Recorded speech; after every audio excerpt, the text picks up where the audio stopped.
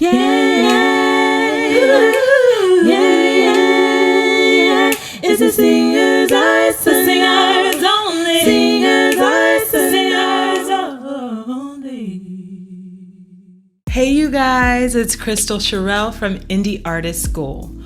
Welcome to the Singer's Arsenal. Today we're going to talk about vibrato. Vibrato is one of those things that gets misunderstood quite often. It's like a thing that you know when it's right, but when it doesn't sound good, it's blaring, it's obvious.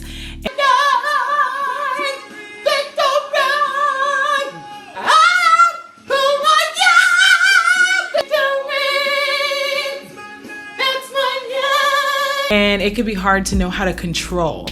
And it's a lot of people think it's one of those things you either have or you don't have, but I'm gonna help you dispel some of the myths and help you understand what vibrato actually is and what it means when you're doing it correctly and when you're not doing it right. Okay, so first of all, I just wanna preface this by saying no shade to any artists I mention or to any videos you see. When I talk about these sounds, I'm not saying that this means you're a bad singer if you use this technique. I'm literally coming at it from the standpoint as a vocal coach. I'm talking about longevity, I'm talking about technique, and I'm talking about sustainability and consistency. Okay, so the first thing I'm going to do is explain what vibrato actually means. Okay, we got to start there. So the easiest way to describe vibrato is that it's an oscillation between two notes. They're usually only a half step apart, or also known as a semitone, meaning they're right next door to each other. An example of a semitone would be this.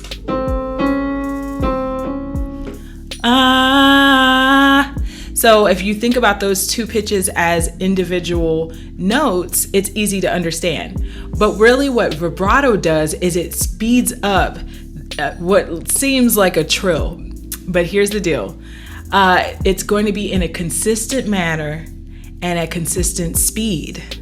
And so that's where people get it confused. So if you try to do this artificially, you might end up with a vibrato that's inconsistent in speed or volume, as well as maybe too far of variation between the pitches.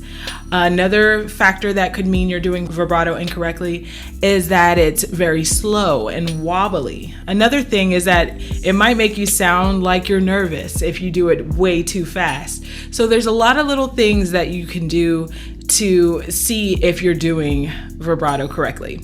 Okay, so the first thing you need to do is make sure you're not using your stomach to simulate vibrato. And what I mean by that is your diaphragm. One way that some people who are just starting out, they might do is they might push their stomach out in pulses like that. I know I sound weird right now, but that's the point. It's volume focused more than anything. It's also very inconsistent and disjointed. So you can do that intentionally in a certain part of the song, but if you're using it as vibrato, it just doesn't stick, okay? Another thing that people might do is what is known as the gospel jaw. And look, you know what? And I say gospel jaw, it's not just in gospel, but it's that thing when you think by moving your jaw up and down rapidly is the way to do vibrato, and it's not. It can simulate it.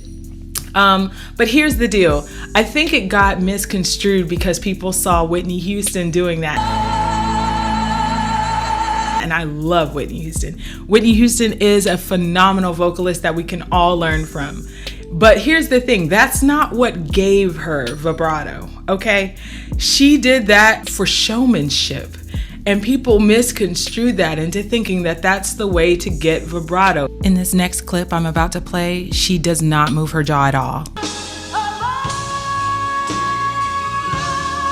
If you're overly relying on your jaw, it's going to be very unstable. The wobble is not vibrato, okay? It is a technique, but it's not vibrato. That's the key here. Telling you what vibrato is and what it is not. Those are just simulations of vibrato. Another one would be, I don't even know what to call this one. Technically, it's tremolo, but Unprofessionally, it's the goat or the sheep, that shaky sound. I'm totally exaggerating these sounds. Nobody really is out here singing like that. Maybe you are, and if you are, it's something that you can correct. So that's the only reason why I'm talking about it this way. And the goat or the shaky voice happens when you overly rely on your tongue and it's quivering too quickly. The back of your tongue. Another overreach of vibrato would be to overly rely on your larynx. And that's when your larynx is jumping up and down, like that. And the problem with that is it's very unstable, very hard to keep the pitch correct. And it usually is hard to do quickly. What it ends up doing is it makes it sound more like a yodel. And it's not sustainable for long notes. And so one of the signatures and hallmarks of vibrato is that the note oscillates so quickly and so closely to the original note that it ends up sounding like one note anyway. Now, if it sounds pitchy, then chances are you don't have as much control of your vibrato as you'd like to have. So you might wonder how. How do you have a healthy, natural vibrato? And here you go. 1, you need a consistent flow of air projected from your diaphragm. And if you're not sure how to do that, go ahead and listen to my other episode about singing simply, which is the foundation of singing. It's very important you have a solid foundation of singing before you try to add vibrato to your voice, okay? The second thing that you must have to have a healthy, natural vibrato is a relaxed neck and a relaxed jaw. And third is to have a relaxed tongue as well.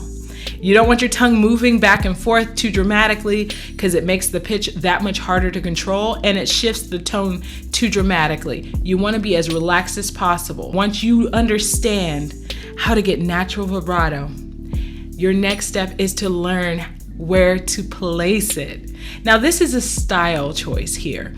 This is not so much about how to sing vibrato. This is more about when to use vibrato. This is something that a lot of people aren't talking about. It's so weird. If you overuse it, it can be very distracting. It makes it sound theatrical, and there's nothing wrong with that. It does depend. I will say this. It does depend on the genre of music you're singing.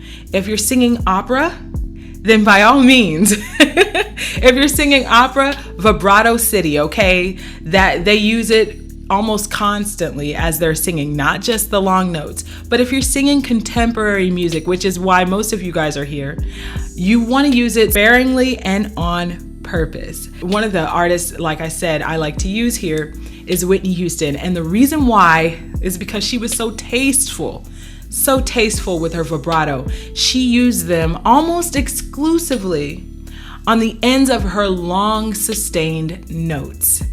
And I just love that about her, especially if she was belting.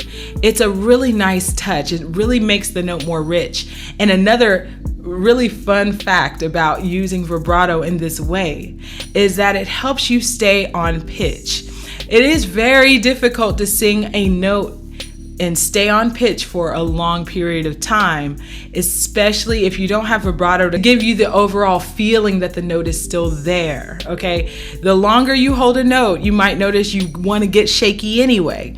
Now, if it's controlled, then it becomes vibrato. Now, you have to have the foundation of singing before you try this. I must say this again.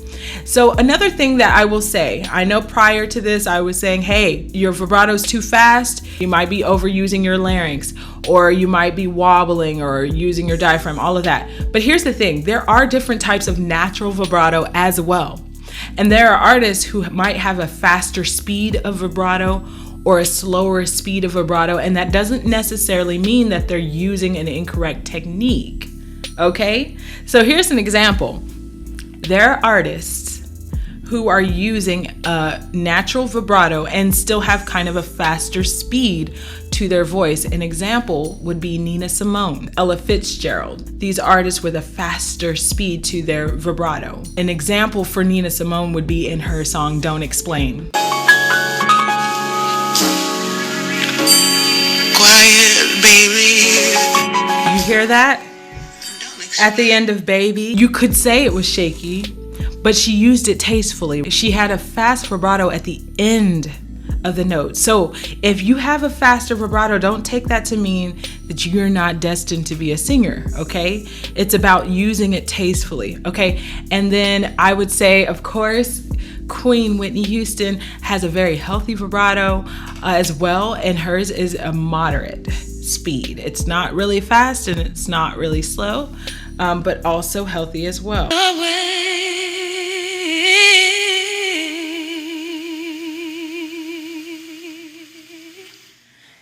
And it's interesting because hers is exaggerated. It's exaggerated a little bit, but it's a little bit slower, but it's not quite the wobble. Not quite. She's getting there, but not quite. And she's a prominent singer, a singer that many vocalists aspire to sound like. So again, see, remember those techniques I was talking to you about earlier? The biggest thing, you need to make sure that you're doing it in a healthy, sustainable way. I hope you guys experiment with vibrato. And again, make sure you get back to the basics. Try it just a word at a time, maybe the end of a note. And now another thing I want you to do is, if you're overusing vibrato already, your challenge is to sing notes consistently, clearly without vibrato, so that you can make sure that you know how to sing on pitch. A really big tip here is if you're singing runs, it really helps if you don't sing vibrato on all of the notes that are going down or up quickly, because when you're moving quickly and short, you don't have time. You don't have time to really accentuate the note as much. The biggest thing we need is precision, be accurate. So you don't have to worry so much about adding vibrato there, okay? And then maybe at the end of the run, you add vibrato then. That's a better way to do it.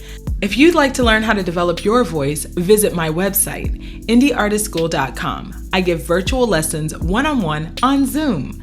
And I also have an online course called the Indie Artist Toolkit, where I can teach you the beginnings of how to sing, as well as how to release your own music as an independent artist. That's indieartistschool.com. Also, I just really want to thank you guys so much for supporting this podcast. I couldn't have done it without you. If you'd like to donate, go to anchor.fm/thesingersarsenal/support. That's anchor.fm/thesingersarsenal/support. Well, you guys, until next time, have a wonderful day. Yeah, yeah, yeah. It's the Singer's Arsenal. The Singer's only. Singer's Arsenal.